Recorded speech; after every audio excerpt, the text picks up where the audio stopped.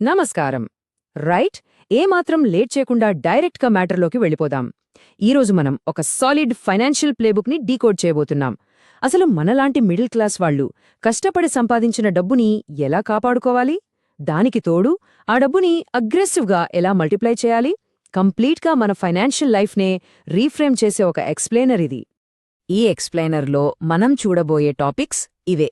ముందుగా మన చుట్టూ ఉన్న ఫైనాన్షియల్ ట్రాప్స్, ఆ క్రెడిట్ కార్డ్ రియాలిటీ, ఇన్సూరెన్స్ వాళ్ళు ఎందుకు క్లెయిమ్స్ రిజెక్ట్ చేస్తారో చూసి, ఆ తర్వాత మన ఇన్వెస్ట్మెంట్స్ని ట్రెడిషనల్ నుండి మోడర్న్కి ఎలా షిఫ్ట్ చేయాలి, mutual funds, last but not least magic of compounding గురించి తెలుసుకుందాం. ముందు మన డిఫెన్స్ని స్ట్రాంగ్ చేసుకుంటే ఆ తర్వాత ఆఫెన్స్ ఆటోమేటిక్గా స్ట్రాంగ్ అవుతుంది కదా. సరే, ఫస్ట్ సెక్షన్కి వచ్చేద్దాం. Financial traps and illusions.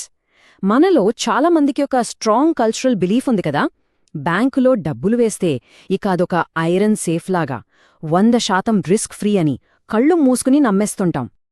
కాని ఒక్కసారి మనల్ని మనం ఈ ప్రశ్న అడిగి చూద్దాం. బ్యాంకులో పెట్టిన మన కష్టార్జితం నిజంగానే 100% సురక్షితమేనా? అంటే ట్రెడిషనల్ బ్యాంక్ డిపాజిట్ అనేది ఒక అబ్సల్యూట్ రియాలిటీనా, లేక అదొక కంఫర్టింగ్ ఇల్యూజన్ మాత్రమేనా? ఏమో, కొంచెం డీప్గా ఆలోచించాల్సిన విషయమే ఇది. ఎందుకంటే గతంలో జరిగిన ఈ ఇన్సిడెంట్స్ చూస్తే ఆ భ్రమ పటాపంచులవుతోంది. చూడండి, 2004లో గ్లోబల్ ట్రస్ట్ బ్యాంక్, 2019లో పిఎంసి బ్యాంక్, ఆ తర్వాత Yes Bank, Lakshmi Vilas Bank, ఇవన్నీ ఒకప్పుడు ఎంతో నమ్మకమైన పెద్ద పెద్ద ఇన్స్టిట్యూషన్స్. కాని సడన్గా మోరటోరియం పడేసరికి పాపం కామన్ డిపాజిటర్లు తమ సొంత లైఫ్ సేవింగ్స్ను కూడా తీసుకోలేక ఎంతలా ఇబ్బంది పడ్డారో మనందరికీ తెలుసు. బ్యాంక్ డిపాజిట్ సంగతి పక్కన పెడితే ఇప్పుడు section 2, the credit card reality. మన ఖర్చుల విషయానికి వద్దాం. క్రెడిట్ కార్డ్స్ని ఒక సూపర్ ఫైనాన్షియల్ టూల్స్ లాగా అగ్రెసివ్గా మార్కెట్ చేస్తారు కదా. కాని అసలు నిజమేంటంటే, ఒక పర్ఫెక్ట్ డిసిప్లిన్ లేకపోతే మాత్రం ఇదొక పెద్ద ఫైనాన్షియల్ డిజాస్టర్కి దారితీస్తుంది. దీన్ని ఒక చిన్న ఎగ్జాంపుల్తో చెప్తాను. క్రెడిట్ కార్డ్ అనేది ఎగ్జాక్ట్గా ఒక చెఫ్ వాడే కత్తిలాంటిది. దాన్ని పర్ఫెక్ట్గా వాడితే, అంటే బిల్ ఫుల్గా పేమెంట్ చేస్తే 45 రోజుల ఫ్రీ క్రెడిట్, రివార్డ్ పాయింట్స్ లాంటి అద్భుతమైన బెనిఫిట్స్ వస్తాయి. కాని అదే కత్తిని ఇష్టమొచ్చినట్టు వాడితే కట్టయిపోద్ది. అవును, టైంకి కట్టకపోతే ఏకంగా 42% వార్షిక వడ్డీతో ఒక భయంకరమైన డెట్ ట్రాప్లో మనం కూరుకుపోతాం. చాలామంది చేసే అతి పెద్ద మిస్టేకేంటో తెలుసా? ఈ మినిమం డ్యూ ట్రాప్లో పడ్డాం. ఫర్ ఎగ్జాంపుల్, ఒక 50,000 స్టార్టింగ్ బ్యాలెన్స్ ఉందనుకుందాం. 12 నెలల పాటు కరెక్ట్గా ఆ మినిమం డ్యూ కడుతూనే ఉంటాం.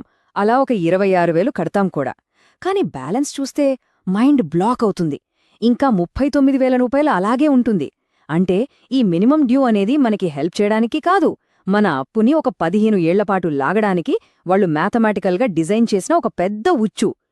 ఇప్పుడు క్రెడిట్ కార్డ్స్ నుండి మన ఫ్యామిలీ షీల్డ్ని కాపాడుకునే విషయానికి వద్దాం. అదే సెక్షన్ 3, డీకోడింగ్ ఇన్సూరెన్స్ రిజెక్షన్స్. మన వెల్త్కి అసలైన ప్రొటెక్షన్ ఒక సాలిడ్ హెల్త్ ఇన్సూరెన్స్. కానీ ఆపద వచ్చి హాస్పిటల్లో చేరినప్పుడు తీరా చూస్తే క్లెయిమ్ రిజెక్ట్ అయిందని తెలుస్తుంది. ఎందుకిలా జరుగుతుంది? ఎందుకంటే ఆ చిన్న అక్షరాల్లో ఉండే హిడెన్ ట్రాప్స్నే మనం సరిగ్గా పట్టించుకోము. ముందే ఉన్న జబ్బుల గురించి దాచిపెట్టడం, పాలసీ తీసుకున్న మొదటి 30 రోజుల స్టాండర్డ్ వెయిటింగ్ పీరియడ్, లేదా కొన్ని స్పెసిఫిక్ డిజీజెస్కి ఉండే 2 నుండి 4 ఏళ్ల వెయిటింగ్ పీరియడ్, ఇంకా సీనియర్ సిటిజన్స్కుండే కోపేడెంట్ రూల్స్. ఈ ఫైన్ ప్రింట్ని పక్కాగా అర్థం చేసుకుని మన మెడికల్ హిస్టరీని ఏమాత్రం దాచకుండా చెప్తేనే మన క్లెయిమ్ 100% పాస్ అవుతుంది. లేదంటే షాక్ తప్పదు. వీటన్నిటికీ మించి మరో షాకింగ్ క్లాజ్ ఉందిక్కడ. అదే రూమ్ రెంట్ లిమిట్ ట్రాప్. ఇది ఎలా వర్కౌట్ అవుతుందంటే, మన పాలసీ లిమిట్కి మించిన అద్దె ఉన్న హాస్పిటల్ రూమ్ గనక తీసుకుంటే కేవలం ఆ రూమ్ రేట్ డిఫరెన్స్ మాత్రమే కాదు, దానికి లింక్ చేసి డాక్టర్ ఫీజులు, సర్జరీ బిల్స్, ఇలా అన్నీ కట్ చేసేస్తారు. అంటే జస్ట్ ఒక చిన్న రూమ్ అప్గ్రేడ్ వల్ల మన టోటల్ ఇన్సూరెన్స్ పేఅవుట్ ఏకంగా సగానికి సగం పడిపోతుంది. ఇది ఖచ్చితంగా గుర్తుపెట్టుకోవాల్సిన విషయం. సో ఇప్పటిదాకా మన ఫినాన్షియల్ డిఫెన్స్ని ఎలా స్ట్రాంగ్ చేసుకోవాలో చూసాం కదా. ఇక అఫెన్స్ మోడ్లోకి వెళ్దాం. Section 4, traditional versus modern investing. తరతరాలుగా మనవాళ్లు పిచ్చిగా నమ్ముతున్న కొన్ని ట్రెడిషనల్ పెట్టుబడులని ఇప్పుడు కోల్డ్ హార్డ్ మ్యాథ్స్తో డైరెక్ట్గా ఛాలెంజ్ చేసి చూద్దాం. ఈ నంబర్స్ ఒక్కసారి గమనించండి, పిక్చర్ చాలా క్లియర్గా అర్థమవుతుంది. ఒక 10 లక్షలు తీసుకొని 10 ఏళ్లపాటు డిఫరెంట్ అసెట్స్లో ఇన్వెస్ట్ చేస్తే ఏమవుతుంది?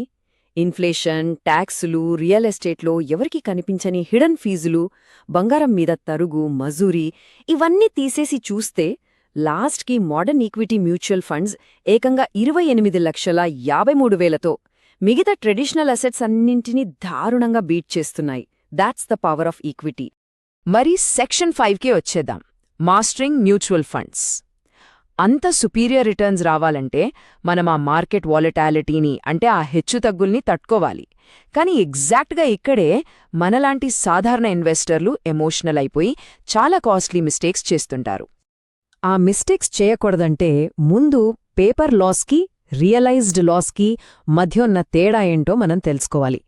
మార్కెట్ కొంచెం పడగానే మన పోర్ట్ఫోలియో వాల్యూ రెడ్ కలర్లో కనిపిస్తుంది కదా, అది జస్ట్ టెంపరరీ పేపర్ లాస్ మాత్రమే. టైం గడిస్తే అదే మళ్ళీ రికవర్ అవుతుంది. కానీ అమ్మో నా డబ్బులు పోతున్నాయే అని భయపడి ఆ పానిక్లో అమ్మేశామంటే ఆ టెంపరరీ లాస్ కాస్త పర్మనెంట్ రియలైజ్డ్ లాస్గా మారిపోతుంది. సింపుల్గా చెప్పాలంటే మనమే మన చేతుల్తో మన వెల్త్ని పూర్తిగా నాశనం చేసుకున్నట్టు. ఇక ఇక్కడ కనిపిస్తున్న ఈ నెంబర్ చూడండి, అక్షరాల 21,91,500. ఇదేదో లాటరీ అమౌంట్ కాదు. కేవలం ఒక 20 ఏళ్ల కాలంలో డైరెక్ట్ మ్యూచువల్ ఫండ్ బదులు ఏజెంట్లకి కమిషన్లు వెళ్లే రెగ్యులర్ ప్లాన్ తీసుకోవడం వల్ల మనం సైలెంట్గా కోల్పోతున్న డబ్బు ఇది. ఒక చిన్న ఎక్స్పెన్స్ రేషియో తేడా లాంగ్ టర్మ్లో ఎంత పెద్ద నష్టాన్ని మిగులుస్తుందో అనడానికి ఇంతకంటే పక్కా ప్రూఫ్ అక్కర్లేదు. రైట్, ఇక మన ఫైనల్ సెక్షన్కి వచ్చేశాం. Section 6, the magic of compounding. అసలు ఒక కామన్ మ్యాన్ ఫినాన్షియల్ ఫ్రీడమ్ని ఎలా అచీవ్ చేస్తాడు? దానికి ఒకే ఒక్క దారి. ఐన్స్టీన్ ఏకంగా ప్రపంచంలో 8వ వింతగా అభివర్ణించిన కాంపౌండింగ్ ఇంట్రెస్ట్ అనే ఈ మ్యాథమెటికల్ మిరాకిల్ని వాడుకోవడమే. ఈ మ్యాజిక్ ఎలా పనిచేస్తుందో తెలుసుకోవాలంటే ద రూల్ ఆఫ్ 72 గురించి వినాలి. 72 అనే నంబర్ని మనకు వచ్చే వార్షిక వడ్డీ రేటుతో భాగిస్తే చాలు మన డబ్బు డబల్ అవ్వడానికి ఎన్ని ఏళ్లు పడుతుందో పక్కగా తెలిసిపోతుంది. ఫర్ సపోజ్ 12% రిటర్న్ వస్తుందనుకోండి, 72/12 అంటే కరెక్ట్గా 6 ఏళ్లలో మన డబ్బు డబల్ అవుతుంది. వెల్త్ క్రియేట్ చేయడానికి పెద్ద పెద్ద బ్యాక్గ్రౌండ్స్ అక్కర్లేదు, కేవలం కొంచెం టైం, ఒక సాలిడ్ మ్యాథమెటికల్ డిసిప్లిన్ ఉంటే చాలు అని ఈ రూల్ ప్రూవ్ చేస్తుంది. కాంపౌండింగ్ పవర్ ప్రాక్టికల్గా ఎంత డ్రమాటిక్గా ఉంటుందో ఇక్కడ చూడండి. నెలకు కేవలం ఒక 5,000 రూపాయలు 20 ఏళ్ల పాటు పక్కన పెడితే నార్మల్ సేవింగ్స్ అకౌంట్లో 17 లక్షల చిల్లర వస్తుంది.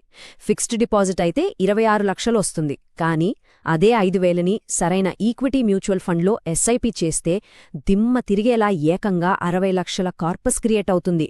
వాట్ ఏ డిఫరెన్స్ కదా! మరి మ్యాజిక్ మన లైఫ్లో కూడా వర్కౌట్ అవ్వాలంటే ఈ 3 సింపుల్ రూల్స్ని గుడ్డిగా ఫాలో అయిపోవాలి. Rule number 1, start. మార్కెట్లో ఎంత ఎక్కువ టైం ఉంటే అంత లాభం. కాబట్టి ఏమాత్రం లేట్ చేయకుండా ఇప్పుడే మొదలుపెట్టాలి. Rule number 2, stay. Market crash అయినప్పుడు భయపడి పారిపోకుండా సిస్టమాటిక్గా ఇన్వెస్ట్ చేస్తూనే ఉండాలి.